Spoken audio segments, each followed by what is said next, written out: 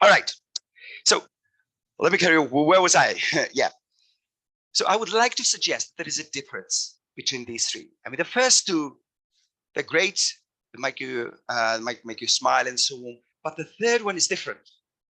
The third one is different because it makes you curious.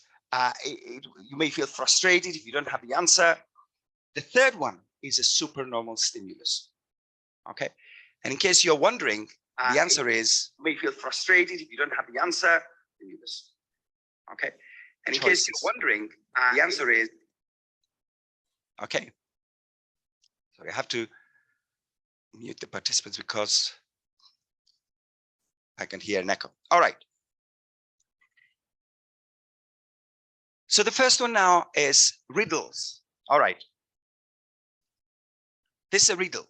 So this is something we can use, right? Riddles with our students. How can we use them in class? Well, with your partners. Here's the instructions. You can look at the riddles on the next slide. You'll have 5 seconds to answer each one. This is an important point. I'll come to that later. You score 1 point for every answer you manage to get right. Okay, good luck. Now, you cannot say anything, but what you can do is you can type the answer into the chat. Okay. Oh, thank you, Mihail. Okay. All right, riddles. Here's the first one. This is where I got the riddles, by the way. If you take a picture of a screenshot, you can find them yourself. What has a head and a tail but no body? Feel free to share the answers. That's right. Well done, Rob. Okay, that's a coin. Yeah, good. You're really fast there. Okay, here's another one. I'm the rare case when today comes before yesterday. What am I? Okay, clue, it's a book. Okay, over to you. That's right. It's a dictionary. Okay. All right. Here's another one. What comes one in a minute, twice in a moment, but never in 1,000 years? I'll help you again here. Look at the letters. Look, that's right. The letter M. Okay, well done. What about this one? I shave every day, but my beard stays the same. Who am I? I'll help you again. It's a job that people do.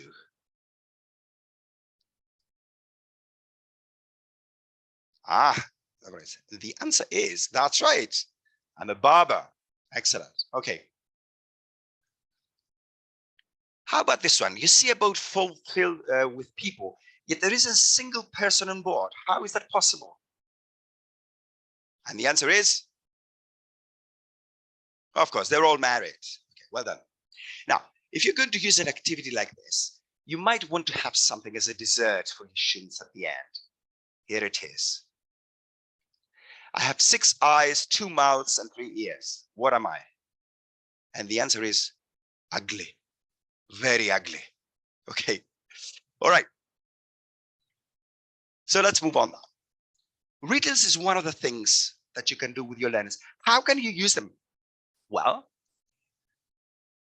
notice how I didn't give you very much time to think. This is one of the risks when using activities like these, okay, that people will spend too much time thinking and not much time in contact with the language, either reading or listening or talking to each other.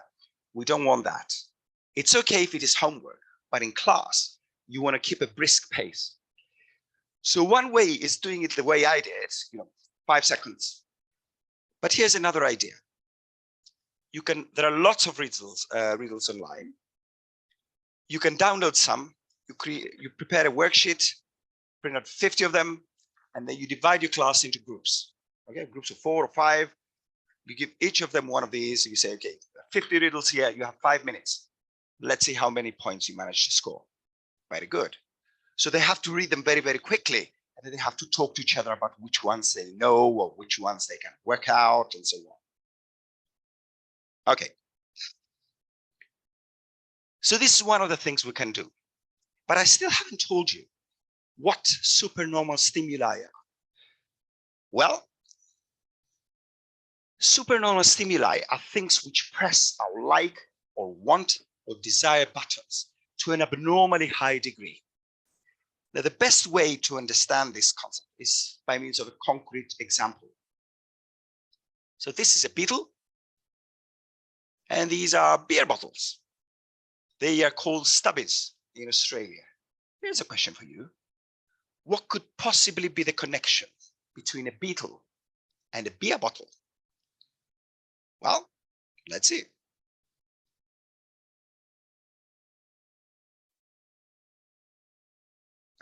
Okay. See, can we share sound? All right. Jewel beetle. The male's mission in life is simple. Find a female and mate with her.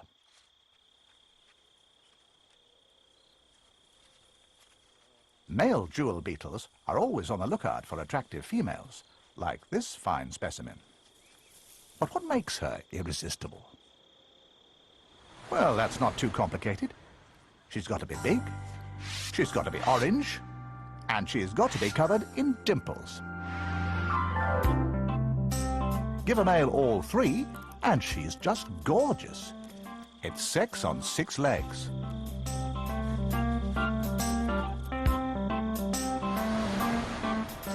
But what's all this got to do with beer?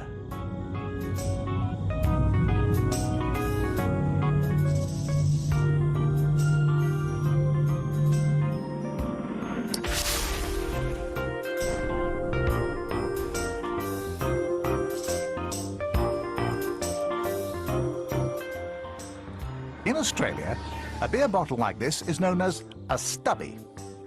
And believe it or not, it nearly wiped out the jewel beetle. To this questing male, all his sexual fantasies come true when he finds a discarded stubby. It's certainly big, it's the right colour, and it's got dimples. It's everything to whip a male into a frenzy. Such a beauty doesn't, of course, go unnoticed.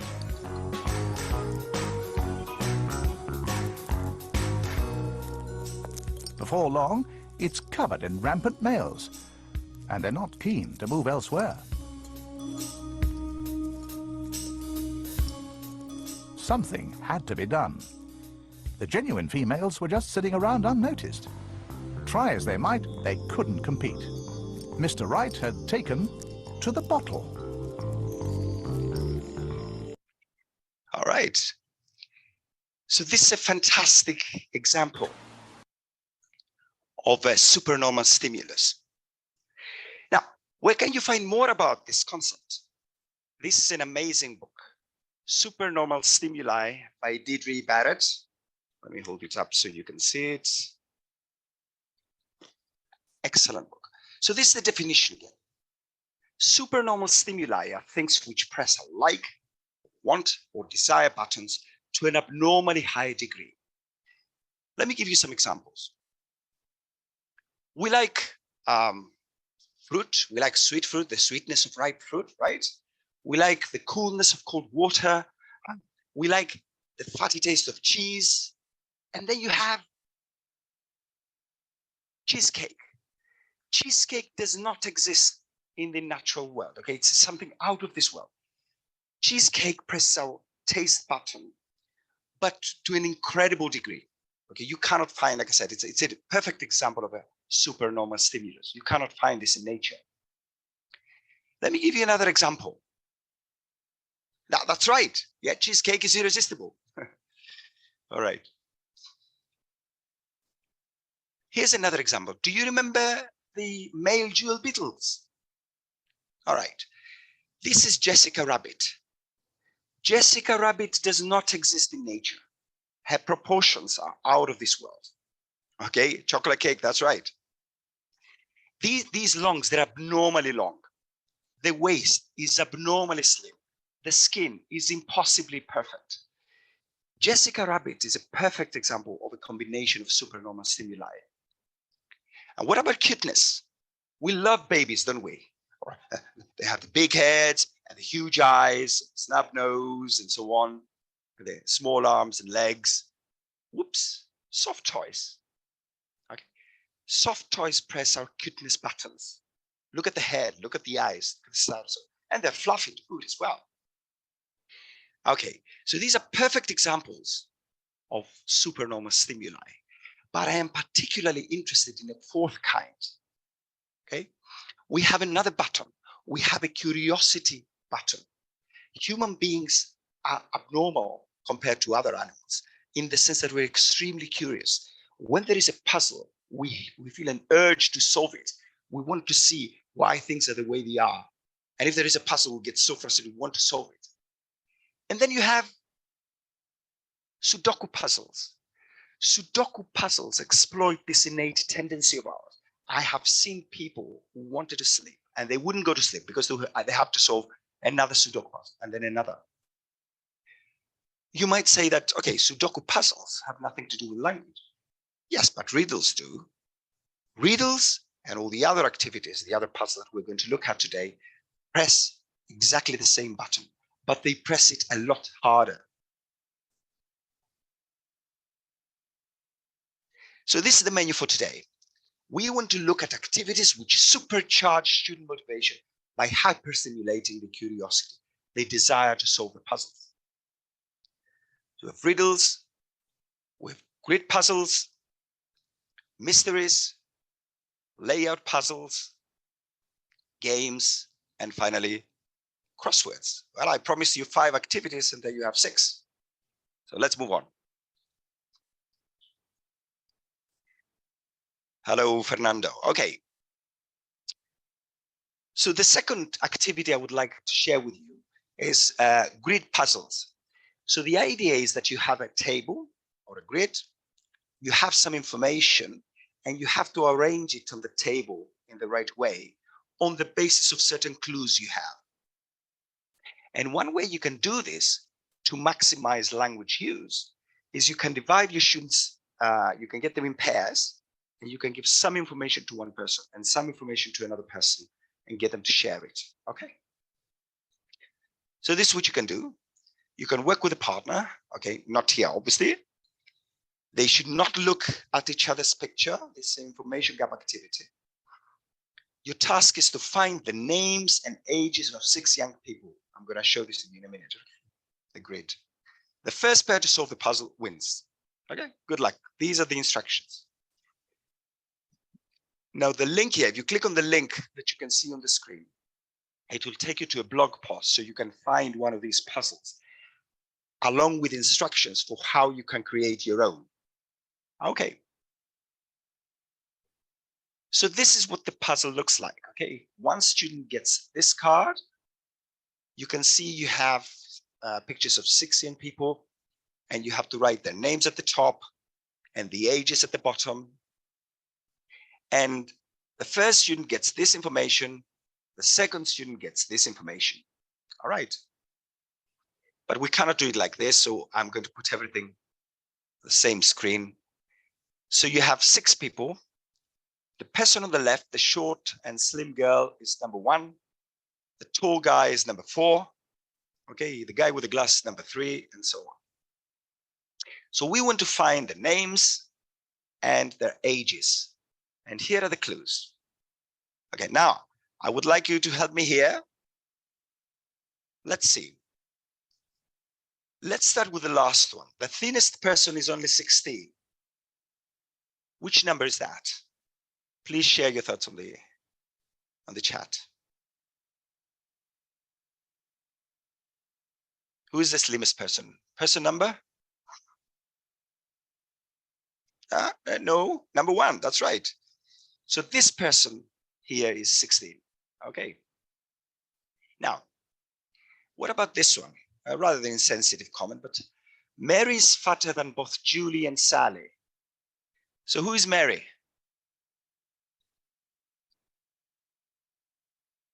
Person number, that's right, number 5, the one with the curly hair. Well done, well done, okay.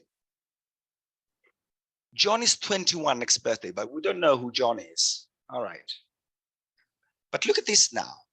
The tallest person is a year old younger than John. All right. So this guy with the glasses is Peter. This guy here, number 4, is the tallest person. So who is John? person number? Oh, that's right, number 6. So John is number 6. And this guy here, oh, well, how old is John, by the way?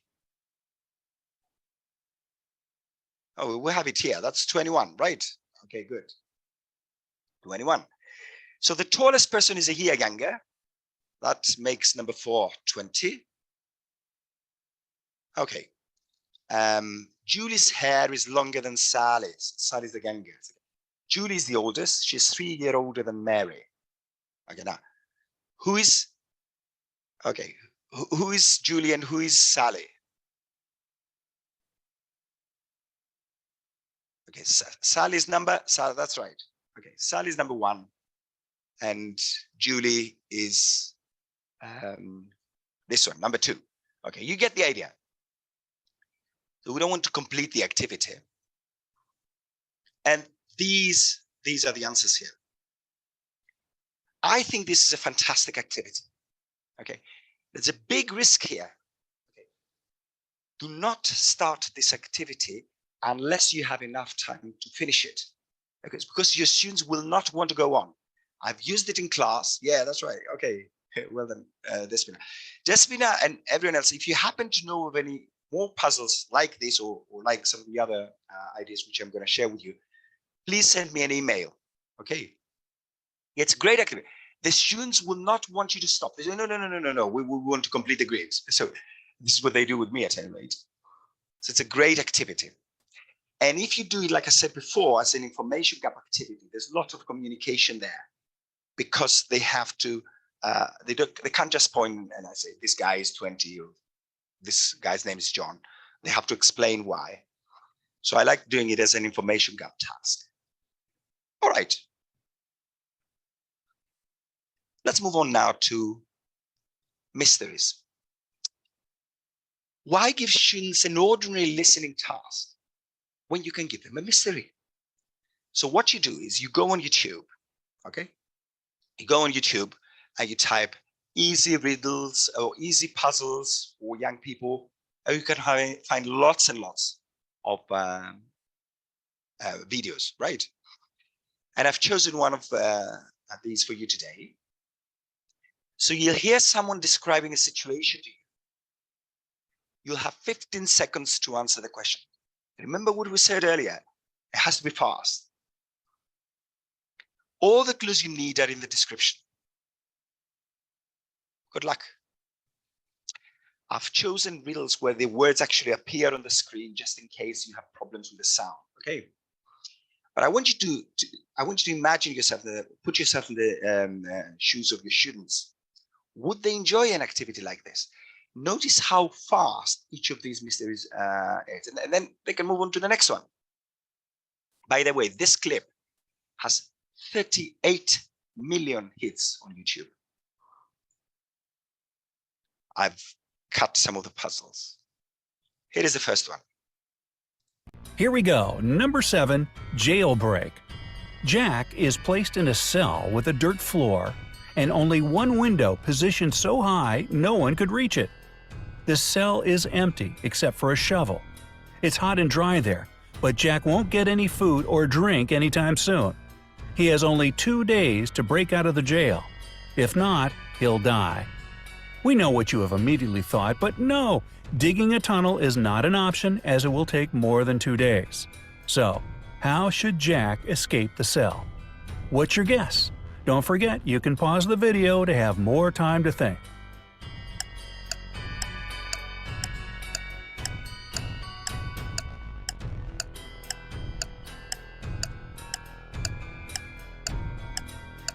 Yeah, good idea. No, it's not high enough. Okay. Let's see. Well done, Slavka. Okay, I cannot share the link, but I can share the title. It's 7 mystery riddles, I think, or puzzles. Mystery puzzles, I think, or something like that. Okay, so you can find it anyway. That's right. So you can use the shovel to make a pile of dirt, and you can climb out the dirt and then get out of the window. Next one. Remember what we said, keep the pace fast. All set? Here's the answer. Well, the way out for Jack turned out to be a piece of cake. He had to use the shovel to make a pile of dirt under the window, climb on it, and escape from the cell. Seriously, who secures prisoners this way? Okay, number 2. All right, number 6. A No cheating, by the way. Don't go on YouTube after you found the answer. stolen necklace. Mrs. Smith went to the police claiming that her vintage necklace was missing. The woman was upset. When the police arrived, they saw no signs of a break-in, no messed-up locks, no misplaced doors. Only one window was broken. There was a total mess inside the house and dirty footprints all over the floor. Surprisingly, the next day, Mrs. Smith was arrested for fraud. Why?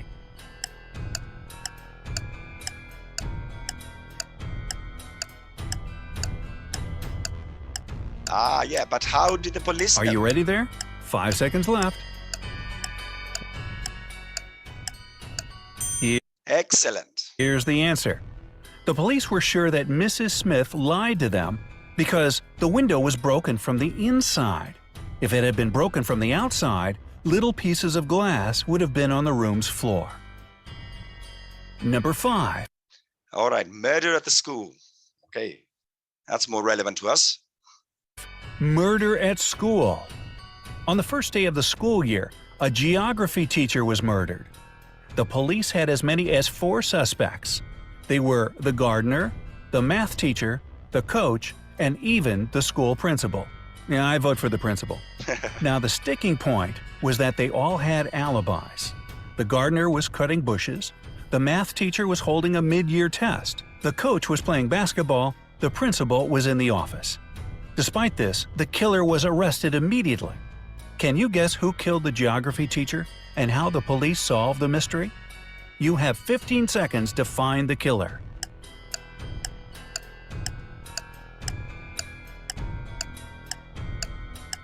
Okay, that's not me. Somebody has stolen my identity. I didn't type this. The killer was the math teacher.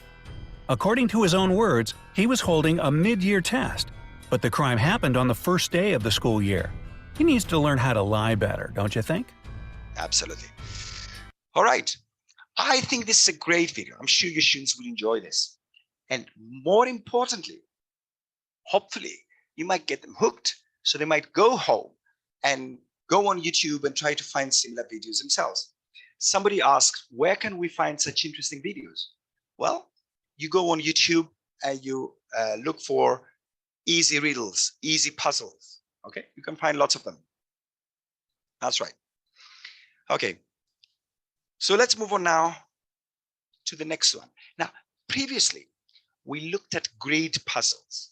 Okay, where you have some information, you have to complete the grid and so on. This is a different kind of puzzle. You can call them layout puzzles. These are, it's a great type of activity. And I first came across it in an excellent book by Penny Earl, Discussions at Work. So what is the idea? You have the layout, let's say a table or a house or a city or a zoo in this case. And then you have a number of people or a number of buildings or a number of objects or animals, in this case, and you are given some information. And in the light of this information, you have to decide where to place each person or animal and so on. Let me show you what I mean. So this is what you do, right? If you click on this link, you can find this particular puzzle. You tell them, work with a partner, look at the picture on the next slide. It's a layout of a zoo, right? Your task is to rearrange the animals in the enclosures while taking into account the information on the right. Good luck. All right, now we cannot finish this one, obviously, but we can get an idea of how it works. So this is the zoo. Let's have a look at it. So we have the entrance at the top. There is a cafeteria on the left. You can see there's a panda and a giraffe, crocodiles, zebras, etc. You can see the animals. But now we cannot leave the zoo as it is, with the animals in these enclosures. We have to move them. Okay, we are the zoo managers. In the light of this information. Now, this is great because you have to explain to the other person why you need to move a particular animal and where you need to place them. The giraffe is about to give birth. What does this mean? Over to you.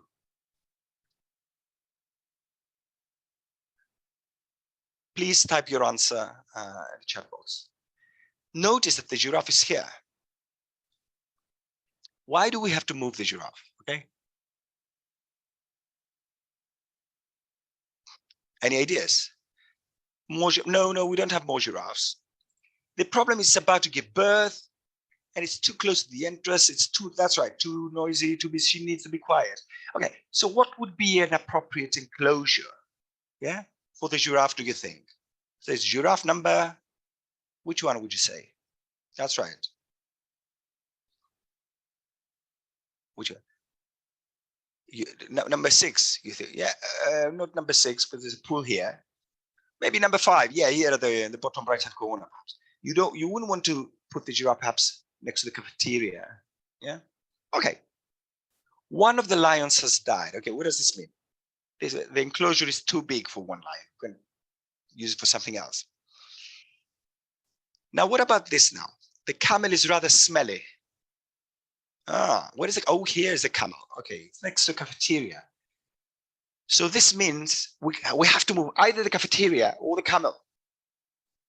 What do you think? Any ideas?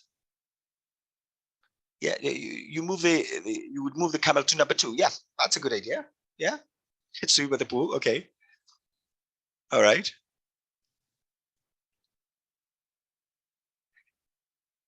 What about this one now? The monkeys are disturbing animals. Again, the 4 monkeys are right next to the cafeteria. So people want to relax a bit. Now, one possibility would be to move the cafeteria to number 3. So be away from the camel and the monkeys. Where would you put the monkeys if you had to move the monkeys? Any ideas? The monkeys? Okay. Please type monkeys number 14, somebody says. Okay, well, where is it? No, oh yeah, here. Well, but again, they would be next to the cafeteria. Number 7. Too big for the monkeys. Number 9. Yeah, well, there is a pool here, like I said, and certain animals need a pool, so you can't use these enclosures because then where would you put, for example, the dolphins? You might want to put the monkeys here at number 3. Okay. And we have a new panda. Now, where would you put? Now we have 2 pandas now, right? Where would you put the pandas? Over to you. The pandas, number 10. You say, okay, 2 of them. All right. Number 7. Okay. Yeah, 7 makes sense. Don't forget the pandas are a huge attraction. Some people might, number 1, somebody says, it's a good idea because it's a bigger enclosure. The only problem might be that people would gather around this and they might block, the entrance. You get the idea. There's lots of potential here for discussion, for negotiation. Very importantly, there is not one correct solution. So students may come up with one solution, somebody else might come up with another solution. Okay, but it's very important if you are going to use such an activity, this is going to take some time. Okay, it's going to take at least 15 minutes. And they have to be good, they have to be efficient, they have to remember which animals they have left out and so on.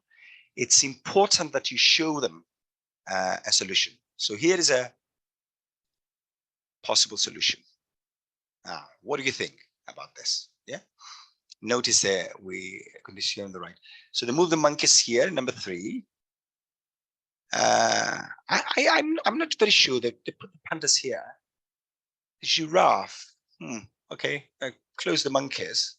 This looks to me, number 7 looks a bit too close, too big for one camel. Notice they move the crocodiles because the children were scared. You get the idea. Very good. Once again, if you happen to know of any sites which has puzzles like this one, like more open-ended puzzles, please send me the link. I'll give you my email at the end because I'm always interested in puzzles like this. Again, lots of potential for communication here. Now, what about games? Yes, the good puzzle. Okay, slowness. Okay, well, it's This is an important question now. Please save it for the end. One answer I would give off the top of my head is that we always have an issue with mixed ability classes.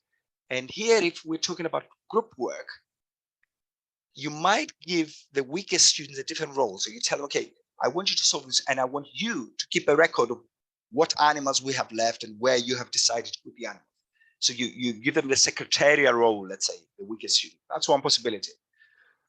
Okay, or you can just go there and help them and support them. Now, games. I love games. And there is a game out there which makes use, of this tendency of ours, this attraction of humans, puzzles. Mind Trap. It's a real game, as you can see. It's an old game. I'm sure you can still find it. Yeah. So how does this work? Well, it's a bit like the riddles. The difference being that Mind Trap, it doesn't work on puns, play on the language, etc. Basically, it's either logical puzzles or puzzles that have to do with lateral thinking. Yeah. So you can use them pretty much the same way as you use the riddles. Here are the instructions. With your partner, read the problems on the next slide. You have 1 minute to solve as many of them as you can.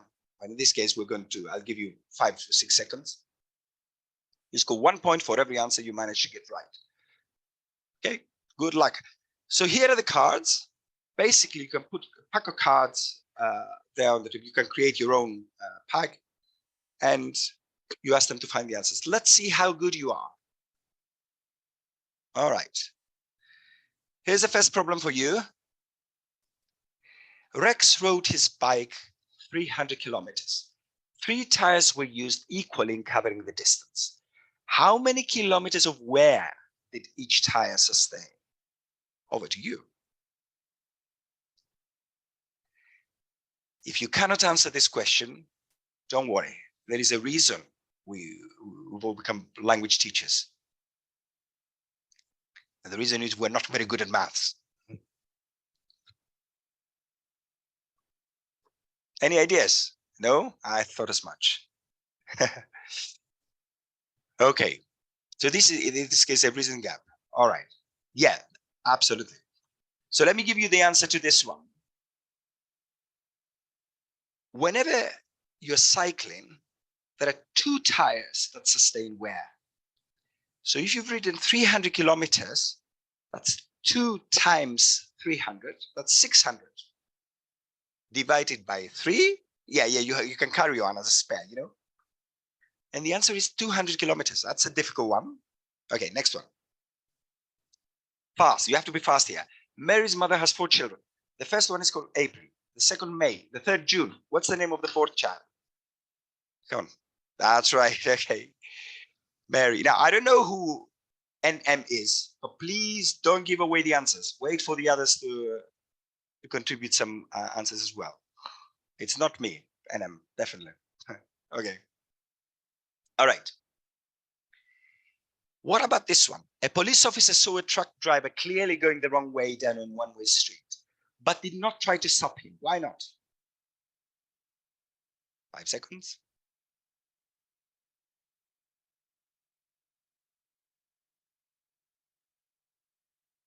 The police officer was going the wrong way. No, the other guy wasn't. That's right. Well done, Diana. He was walking. And okay, excellent. Next one. A New York City hairdresser said he would rather cut the hair of 3 Canadians than 1 New Yorker. Why? Quickly, 3 seconds.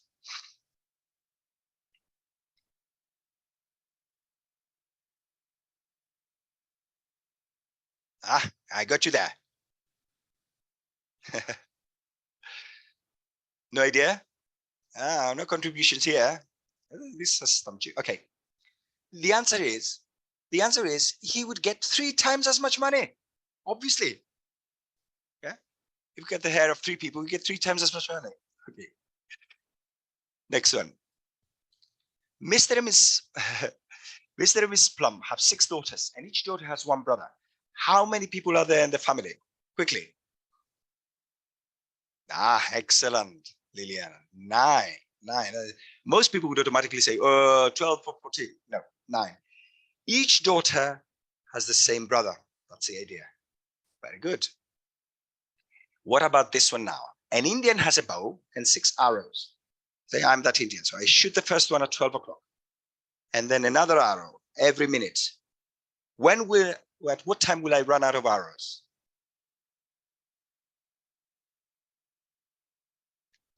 Wrong. That's right. 12:59. Because you started one at 12 o'clock, then another, that's your first one. And then another 59, that's 60. Very good. Excellent. I love Mind Trap.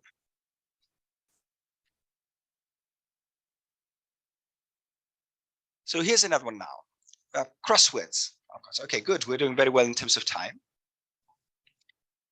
Crosswords are great for us teachers, of course, because they have to do with language, much more so than perhaps the other puzzles. And these days, you can find there are hundreds and hundreds of crosswords out there. There are lots of sites with crosswords, and there are different types of crosswords. You know, synonyms crosswords, antonyms crosswords, crosswords with definitions, with funny definitions, cryptic crosswords, crosswords with sentences with gaps, all kinds of things. Very importantly, you can create your own crossword. So here are the instructions. This is a site I'm going to show to you now. The crossword we're going to look at has to do with language. You'll have 3 seconds for each clue. Award yourself 1 point for each word you find. Okay, let's do it. Good luck. Now, okay, where am I? Crosswords.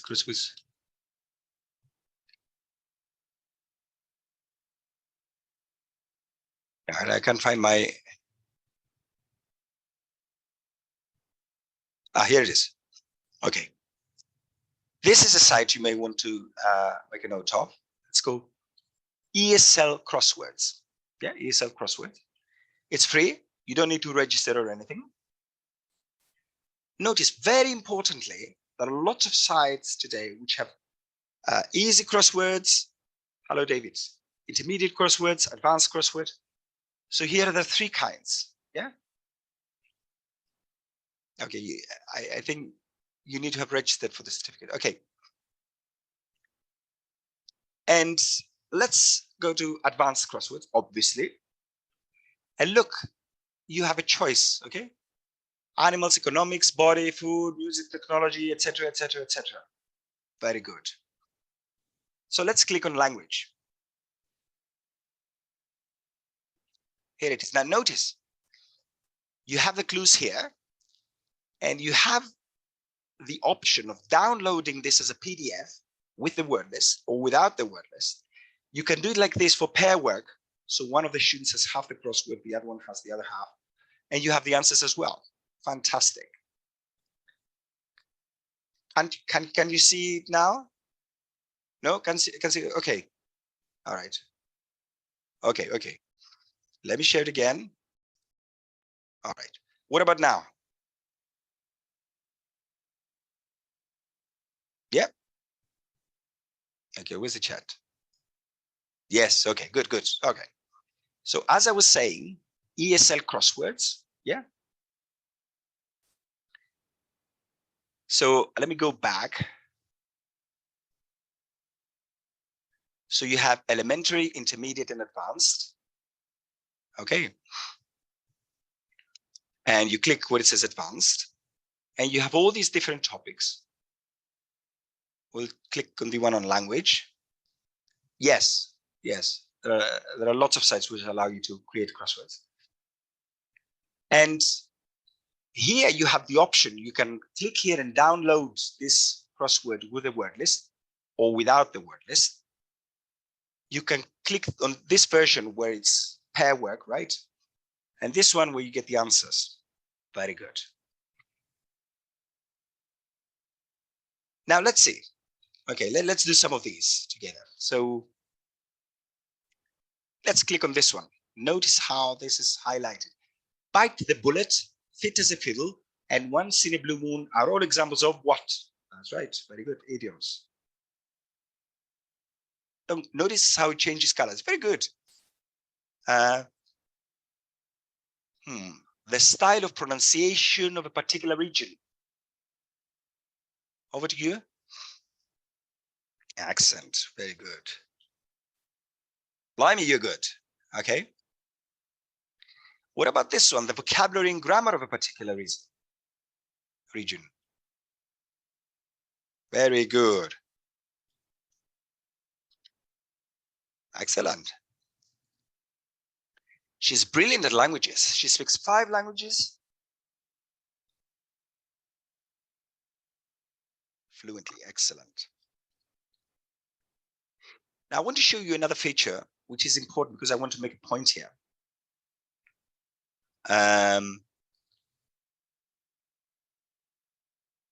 The vocabulary of a personal language. Okay, now let's say you cannot find this one. You can click here. You reveal the first letter, L, E, next one, Lex. Okay, over to you now. That's easy. What's the word? Lexicon, very good. Now, this is an important feature. Remember what I told you earlier. The first thing you need to be aware of is the danger that students will spend too much time thinking and not enough time either reading or listening to something or speaking in English. You don't want that. It's okay if it's homework.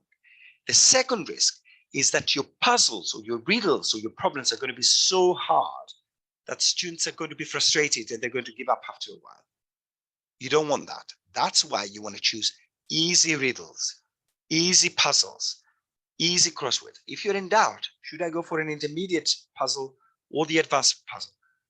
Go for the intermediate one because you want your students to experience success. Yeah, nothing succeeds like success. But this is an important feature because even if they don't get the right word immediately, you know, after 2 or 3 letters, they're bound to get it. Okay, it's very good. I love this side, I have to say. Okay, once again, if you happen to know somebody mentioned Flippity. Okay, if you have any other information about useful sites that have to do with puzzles, etc., or other sides of problems, or any other logical puzzles I may not have thought of, please feel free to send me an email. Okay. All right. So let me go back. Making sure I don't make the same mistake. Where are my slides? Here they are. All right. And this is the side ESL Crosswords. And that's about it, basically. Now let's recap. Let's see. Today we have looked at activities which superactivate students' problem-solving tendencies. And we've looked at 6 activities. What are these activities? Let's see if you remember. Okay, over to you. Oh my God, they have forgotten everything.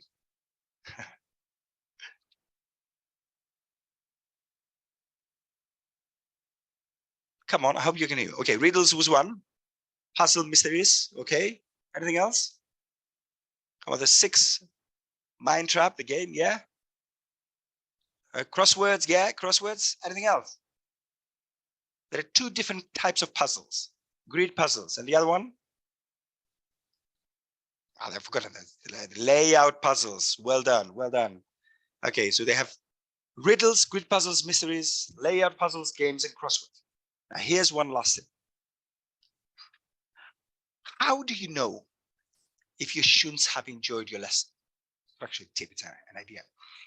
For me, the acid test is this. I know that my students have enjoyed the lesson. If when they go home, they tell the parents, okay, listen, okay, you have to listen to this. Okay, this is what we did in class today. Fantastic. Now, this will never happen because you explained the causative form well, or you showed them the best examples, you know, for the passive voice or the third conditional. But it may well happen if you give them a quiz like this one. Okay, last quiz for today. Over to you. Let's see how good you are. All right. Some months have 30 days. Some have 31. How many months have 28 days? Over to you. All of them. Very good. Very good. No, all of them. They all have 28 days. Next one. Take 3 apples from 5 apples. How many apples do you have? Quickly. 1? No. 1? No, 3. That's right. You've just taken 3 apples. No, take 3 apples for 5 apples. You have 3 apples. All right, very good. If you divide 30 by half and you add 10, what is the answer? Quickly. 25. No. The answer is 70. You do not divide by 2. You divide by half, which means you multiply by 2 and you have 10. I got you there. All right. How many times can you take 4 from 33? Quickly. Let's see if you're good at math. 8. Wrong. The answer is once, because after that, it's no longer going to be 33. And my favorite question, here's the last one. What do you sit on, sleep on, and brush your teeth with? You don't have the answer, do you? I'll tell you. Well, a chair, a bed, and a toothbrush, of course. Hope you enjoyed the session. Thank you very much. Thank you. All right. Thank you, guys. Hernando, thank you very much. Can you please send it to me as an email? Okay, here's the email address.